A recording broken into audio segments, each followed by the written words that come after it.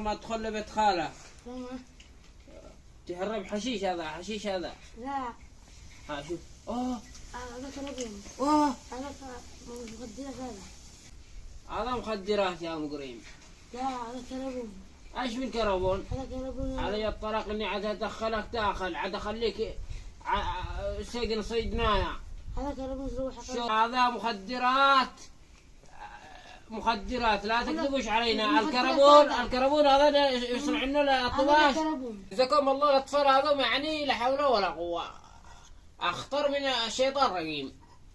يهرب حشيش وقال لك كربون. يعني انتبهوا لاطفالكم، لانه الان في منظمات يستخدموا الاطفال لكي يهربوا الحشيش والمخدرات.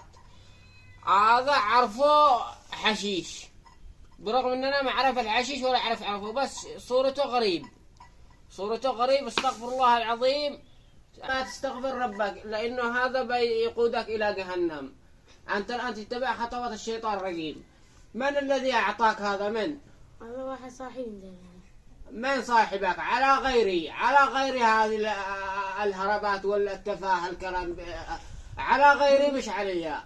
اقول لك هذا من واحد اللي يقول لي حبهم هذا. الآن أنت داري منو أمامك الساهر فندم من الفناديم ومشهور المشاهير. الساهر؟ أنا تعرفني؟ أنا الساهر اللي طلع بالتلفزيون. عاد أنا طلعت الآن قبل أسبوع بالسعيدة، طلعوني بصدر أسبوع الساهر فعل جريمة وقتل له 5 أنفار من شرقاء. أفعل لي جريمة لظهرك بسبب الحشيش هذا.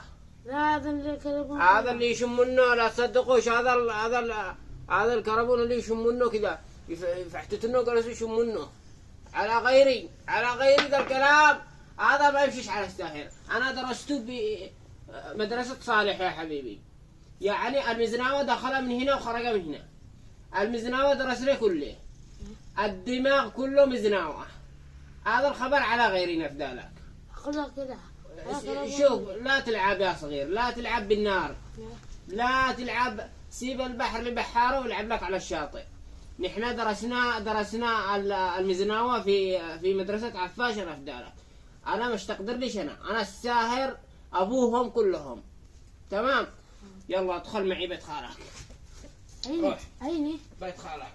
تمام. استغفر الله العظيم. الله يهديك بس.